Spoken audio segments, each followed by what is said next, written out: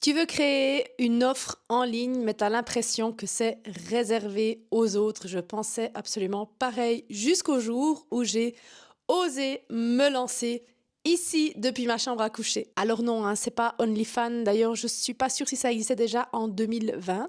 Dans cette vidéo, j'aimerais te raconter mon histoire. J'aimerais te raconter comment aujourd'hui je vis en grande partie grâce à mes offres en ligne qui me permettent de combler les trous de revenus pendant que je suis en vacances, pendant qu'il y a les vacances d'été par exemple. J'ai réussi grâce aux offres digitales, aux offres en ligne à combler ce trou et à me permettre d'avoir un revenu aussi récurrent qui, franchement, est bien agréable à avoir quand on est indépendante. Voilà, donc je t'invite à plonger avec moi dans mon histoire. C'est un peu comme une conversation, comme si on était assis ensemble et puis qu'on partageait un café et puis que je te racontais comment j'en suis arrivée ici aujourd'hui à vous parler de tout ça sur YouTube. Alors déjà un peu de contexte, aujourd'hui j'ai 43 ans et ma carrière professionnelle je l'ai faite principalement dans des grandes entreprises, enfin dans deux grandes entreprises dans lesquelles j'ai évolué pendant plus de 20 ans dans les différents départements marketing jusqu'à devenir aussi directrice marketing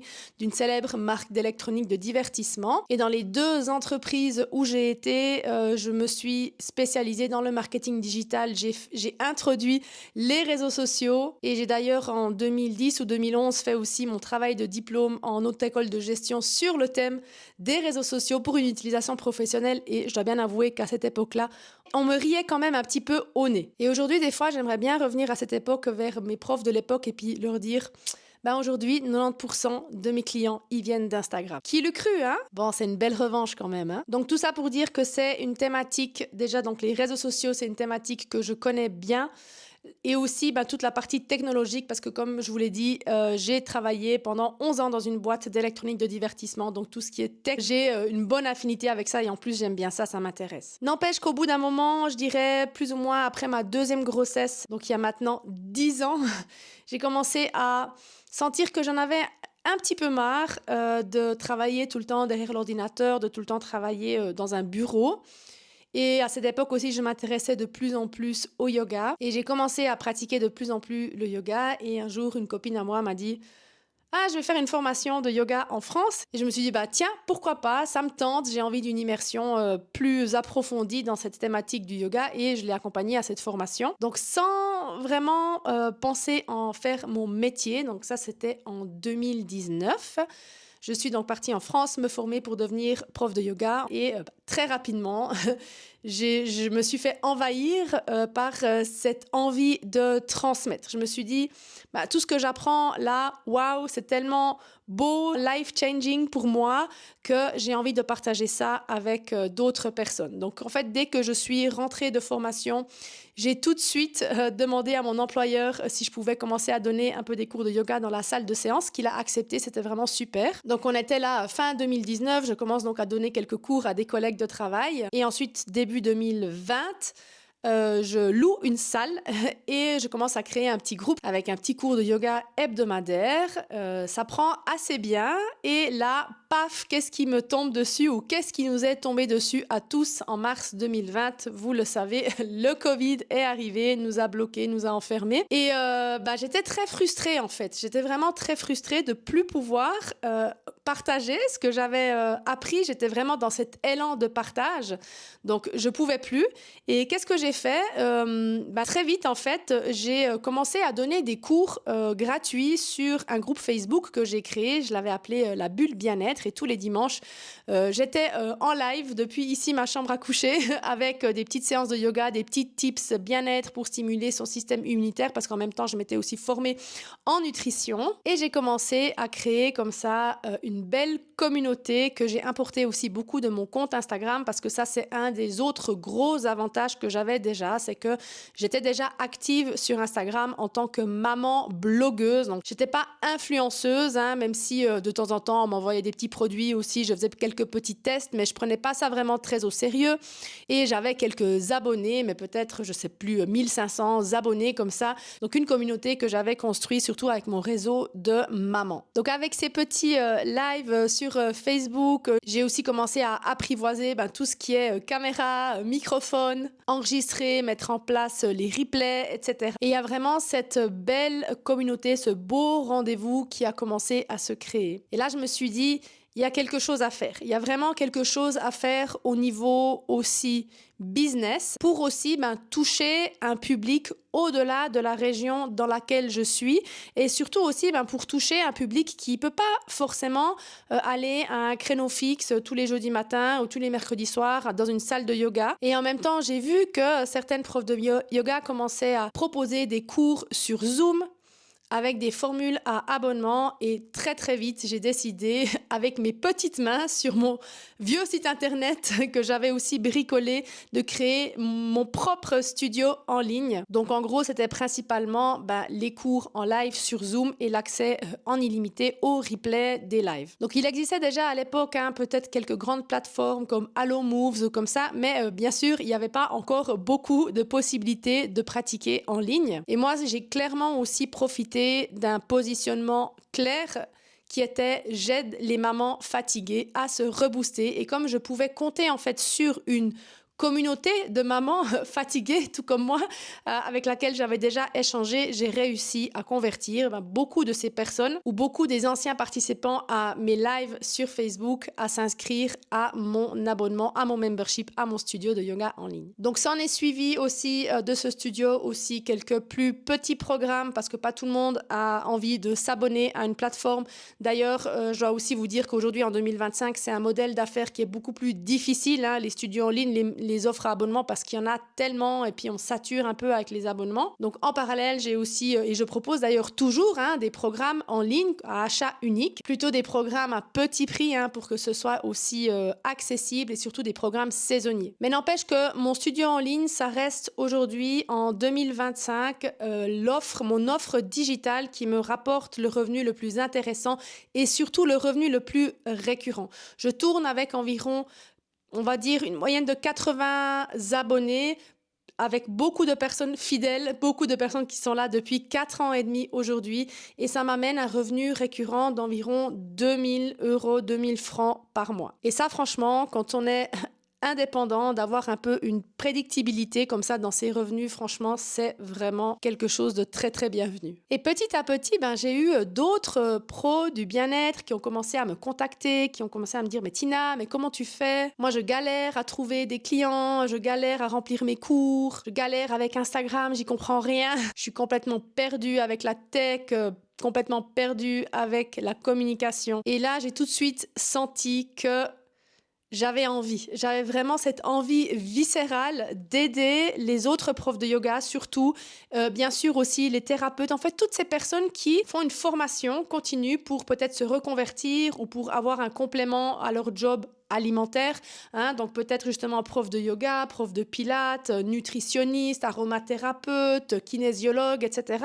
Tous ces magnifiques métiers dont le monde a tellement besoin aujourd'hui, ces métiers à vraiment bien-être avec des personnes qui se forment, qui acquièrent un savoir unique pour aider les gens à aller mieux dans leur vie. Donc ils investissent, ils font ces formations et ensuite ils se retrouvent après la formation à vouloir lancer leur truc, mais dans leur formation on ne leur apprend pas à communiquer, on ne leur apprend pas à trouver des clients. Donc on est là, on se retrouve à aller sur Instagram, voir que tous les autres font ci, font ça, et on est démotivé parce qu'on ne sait pas par quoi commencer, on ne sait pas ce qu'il faut faire, mais tout simplement parce que c'est un métier.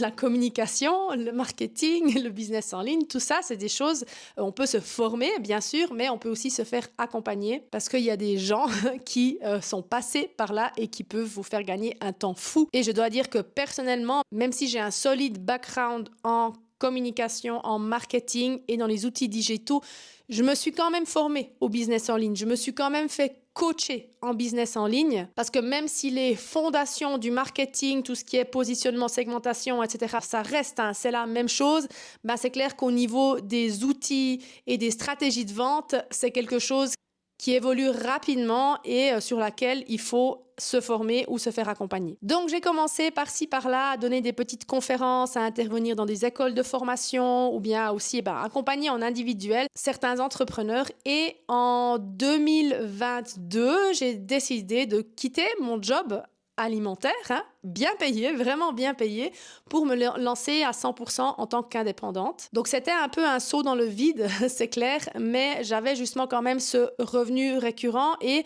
j'avais vraiment pris confiance aussi en ma capacité à générer du revenu principalement grâce à des offres digitales. Pas que, hein, mais par mon expérience et mes formations, j'avais en fait compris comment ça fonctionne, ce monde du business en ligne, et compris aussi que j'avais les capacités pour reproduire ou pour développer quelque chose dans ce sens. Donc c'est aussi à ce moment-là que j'ai lancé ma toute première formation pro en ligne, c'était Cap sur la visibilité en ligne pour apprendre à gagner en visibilité en ligne. Plus tard, ces formations se sont transformées en mes formations Instagram, qui sont toujours d'ailleurs disponibles actuellement, et j'ai continué à accompagner en individuel des entrepreneurs.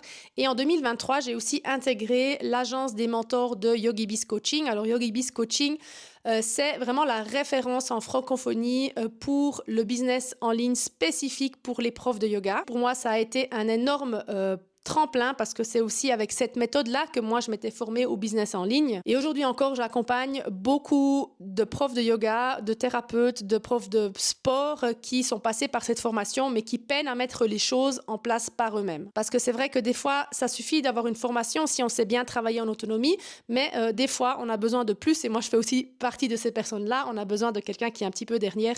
Et c'est là qu'intervient donc le mentorat. Donc, depuis environ 2-3 ans, maintenant, j'ai accompagné plus de 100 entrepreneurs, soit par mes formations en ligne, soit par mes accompagnements personnalisés, à gagner en visibilité sur Internet, notamment grâce à Instagram, mais aussi grâce à d'autres réseaux sociaux et outils comme leur site Internet, la mise en place d'une newsletter. Je les ai aussi accompagnés à oser se lancer dans la vidéo. Ça, c'est peut-être la casquette que vous voyez le plus ici sur YouTube. À dépasser le syndrome de l'imposteur, ce sentiment d'illégitimité. J'aime bien aussi les aspects mindset. Et dans les accompagnements personnalisés, c'est vraiment la création d'offres digitales sur laquelle j'accompagne le plus. Donc, ça veut dire la création peut-être d'un studio de yoga en ligne comme moi, de programmes en ligne, d'un programme de coaching en ligne, peut-être carrément de formation en ligne. Donc, tout ça, quand on l'entend, ça peut des fois faire un peu peur. On entend programme, signature, tunnel de vente et tout ça.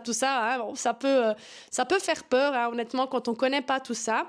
Et en fait, on n'a pas besoin de connaître tout ça dès le départ, comme je l'ai dit. On peut apprendre, c'est une systématique qu'on peut apprendre et ensuite qu'on peut répéter à l'infini.